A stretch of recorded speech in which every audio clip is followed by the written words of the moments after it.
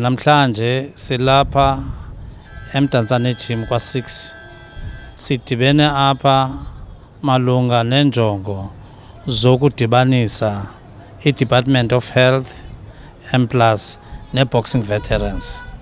Siyayazi kaloku ukuba i-most boxing veterans xa ziyekile uboxing South Africa akananto kwenza nazo. As a result saye sabona ke into yoba siyi-Ubuntu Boxing Fraternity kuba besoloko siyi-involve kwinto ze-funeral services and memorial services. Saqonda ngaba no man, i-most former boxers ziyasweleka, and njengoba nje zisweleka ngezigulo ezahlukileyo. Sahamba ke sengqongqoza Department of Health walisabela ikhwelo lakhe. Silapha ke sinaye umama uLelithu Bhotomani, nguye umuntu ebechaza isizathu soba sibe lapha namhlanje ngokuthi agxininise kwinto yoba i-Department of Health provincially ikwazile ukuzimanya ne-Ubuntu Boxing Fraternity ngenjongo yokukhupha i-health services zokunceda ezi-former boxers ngolu hlobo lulandelayo.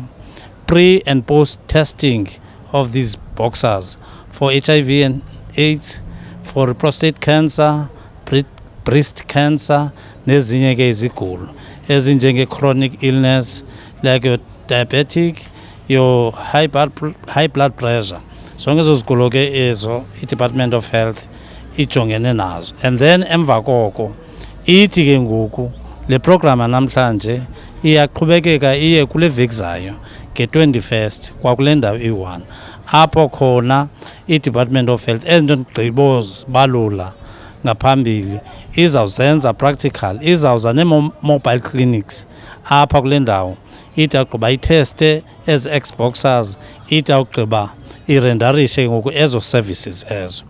Zikhona ezinye ii-boxers ezikhubazekileyo ezihamba ngee-wheelchairs ezingakwaziyo ukufikelela kwezi ndawo sikuzo. Siyi-UBF siza kwenza ilist yazo sisakugqiba siyinikezele kwi-Department of Health, and then ikwazi uyokunceda abo bantu emawabo. Ithi awugqiba ibanike ii-dates zobavizithela. And also kule veki zayo enye into ebalulekileyo yeyoba kwakwezi services ezi akuncedwa only ex-boxers. Nivile njengoba beningaphakathi ukuthi even nee-families kujongwa indlu nganye ijongwe ukuthi zintona ezinoncedeka.